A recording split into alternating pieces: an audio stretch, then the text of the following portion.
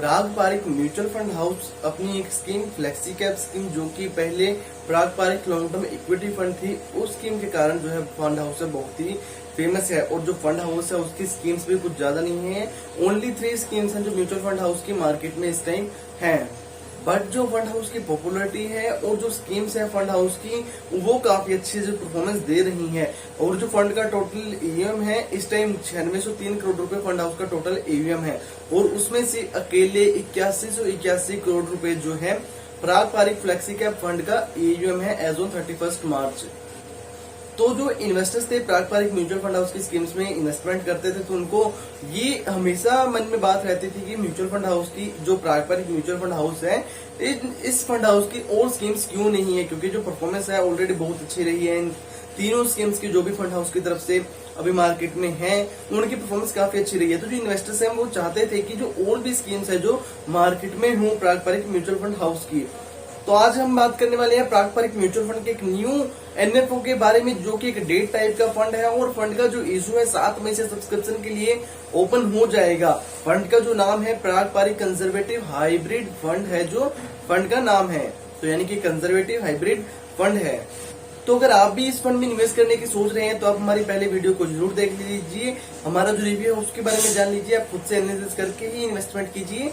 जानेंगे कि fund house की तरफ से क्यों इतने टाइम के बाद जो एक स्कीम मार्केट में लाई जा रही है। और चलिए बिना किसी देरी की वीडियो को शुरू करते हैं। अगर आप हमारे चैनल पर नए हैं तो चैनल को सब्सक्राइब कर दीजिए, क्योंकि यहाँ पर आपको फाइनेंशियल रिलेटेड हर प्रकार की न्यूज है जो मिल जाएगी। और आप तो फंड का जो इशू है 7 मई से लेके 21 मई तक है जो सब्सक्रिप्शन के लिए ओपन रहेगा। तो जो एनएवी है ड्यूरिंग एनएफओ पीरियड आपको पता है कि 10 रुपए ही एप्लीकेबल होती है। तो स्कीम के जो फंड मैनेजर होंगे मिस्टर रौनक ओंकार जी इक्विटी फंड मैनेजर, और राजीव ठक्कर जी सीओ और इक्विटी फंड मैनेजर, और मिस्टर राज मेहता जी हैं जो डेट फंड मैनेजर होंगे, यानी कि जो डेट पोर्शन होगा वो इसको चेक करेंगे राज मेहता जी। तो अगर हम बात करें कि कंजर्वेटिव फंड्स क्या होते हैं, देखिए म्यूचुअल फंड्स की कैटेगरी में अलग अलग कैटेगरीज होती हैं। इक्विटी फंड्स होते हैं, डेट फंड्स होते हैं, और एक होते हैं हाइब्रिड फंड। इक्विटी फंड्स होते हैं जो इक्विटी में सिक्योरिटीज में इन्वेस्टमेंट करते हैं, स्टॉक्स में इन्वेस्टमेंट करते हैं।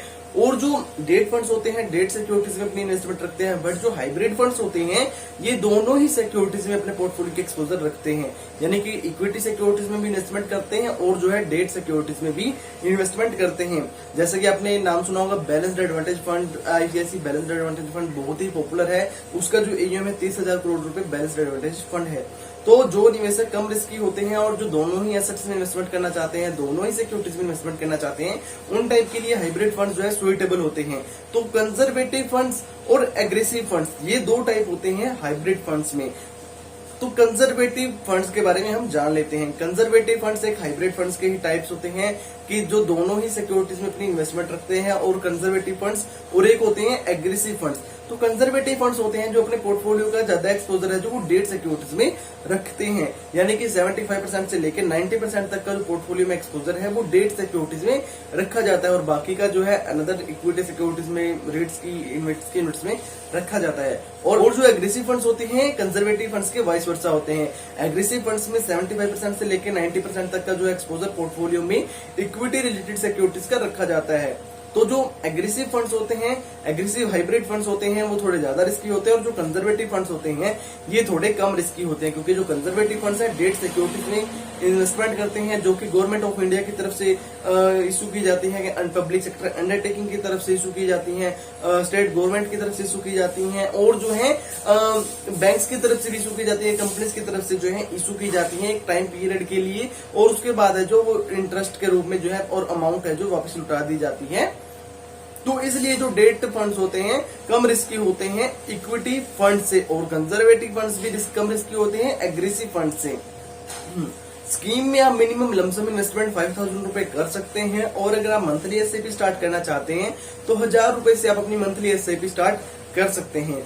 स्कीम में जो एंट्री लोड रहेगा नील रहेगा, और जो एग्जिट लोड है अगर आप 1 साल से पहले अपनी 10% से ज्यादा की यूनिट्स को रिडीम करते हैं तो आपको 1% का जो है एग्जिट लोड देना होगा। बट अगर आप 10% से कम की यूनिट्स रिडीम करते हैं तो आपको किसी भी टाइप का एग्जिट लोड नहीं देना होगा।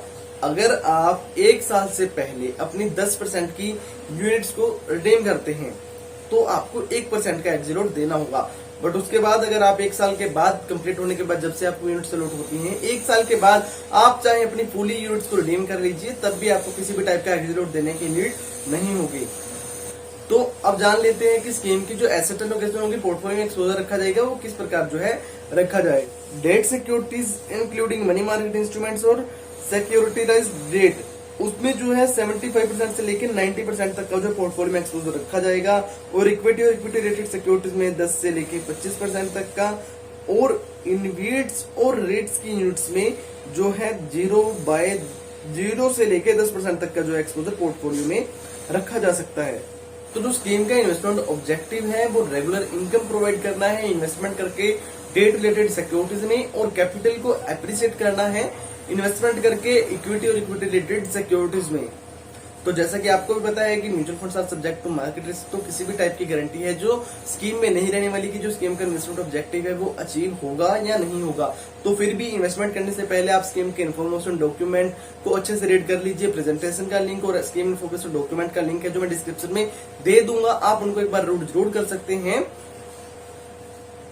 और आप अगर पारंपरिक कंजर्वेटिव हाइब्रिड फंड में इन्वेस्टमेंट करना चाहते हैं या फिर किसी अनदर पारंपरिक म्यूचुअल फंड हाउस की स्कीम में इन्वेस्टमेंट करना चाहते हैं, तो मैं डिस्क्रिप्शन में पारंपरिक म्यूचुअल फंड हाउस की वेबसाइट का लिंक दे दूंगा, जहां से आप जो है अपना इन्वेस्टमेंट कर सकते हैं पारंपरिक कंजर्वेटिव हाइब्रिड फंड में। नील पारंपरिक जी जो कि चेयरमैन है और सीईओ भी हैं फंड हाउस के, उनकी तरफ से कहा गया कि जो स्कीम को लाने का रीजन है वो ये है कि जो 2018 में म्यूचुअल फंड हाउस की तरफ से जो है एक स्कीम लॉन्च की गई थी जो कि लिक्विड फंड था, पारंपरिक लिक्विड फंड था। तो जो इन्वेस्टर्स थे उनके पास क्वेरी जाती थी, फंड हाउस में क्वेरी जाती थी कि जो और भी स्कीम्स है जो म्यूचुअल फंड हाउस की होनी चाहिए ताकि जो है इन्वेस्टर्स में भी इन्वेस्टमेंट कर पाए। और उनका कहना है कि जो इन्वेस्टर्स इन्वेस्टेड थे लिक्विड फंड्स में, उन म्यूचुअल फंड हाउस के लिक्विड फंड था उन्होंने इन्वेस्टमेंट की हुई थी, वहां से जो है वो ज्यादा अच्छे रिटर्न्स जनरेट नहीं कर पा रहे थे। तो ऐसे में जब क्लाइंट्स की भी और एडवाइजर्स की उनके पास मेल गई कि जो फंड हाउस के और भी फंड मार्केट में होने चाहिए ताकि जो है इन्वेस्टर्स उसमें इन्वेस्टमेंट कर पाए, उनको अपॉर्चुनिटीज मिल पाए अनदर स्कीम्स में इन्वेस्टमेंट करके अच्छे रिटर्न जनरेट करने की, वेल्थ क्रिएट करने की।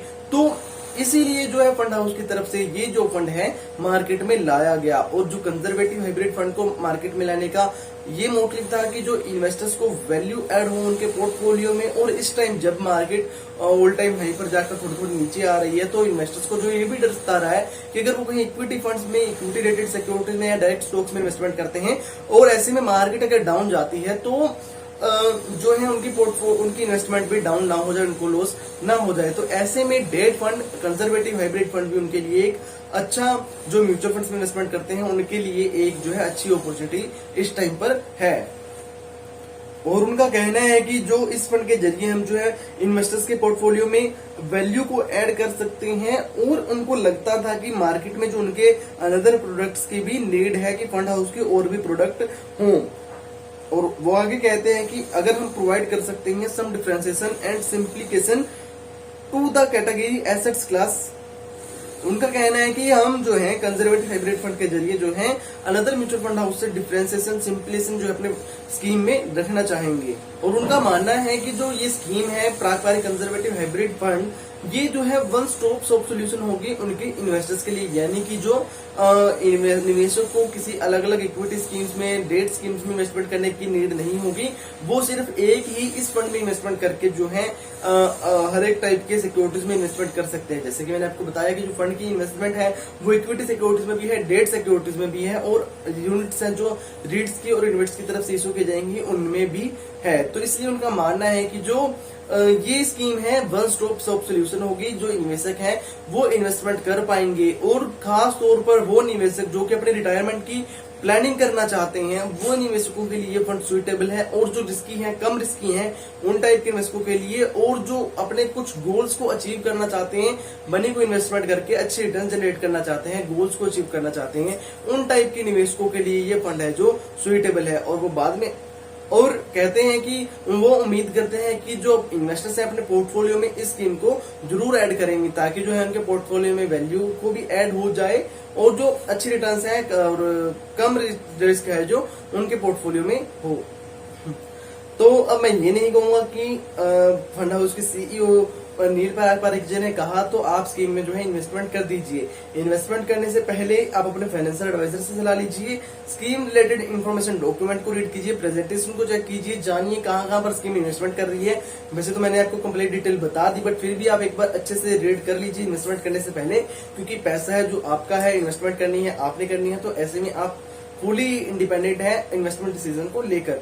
और जो स्कीम सुइटेबल है उन निवेशकों के लिए सुइटेबल है जो 3 साल के लिए, कम से कम 3 साल के लिए इन्वेस्टमेंट करना चाहते हैं, उन टाइप के निवेशकों के लिए ये फंड सुइटेबल है। बात करूंगा यहीं पर, अगर वीडियो में दी गई इन्फॉर्मेशन आपको अच्छी लगी प्लीज वीडियो को लाइक कर दीजिए, चैनल को सब्सक्राइब कर दीजिए।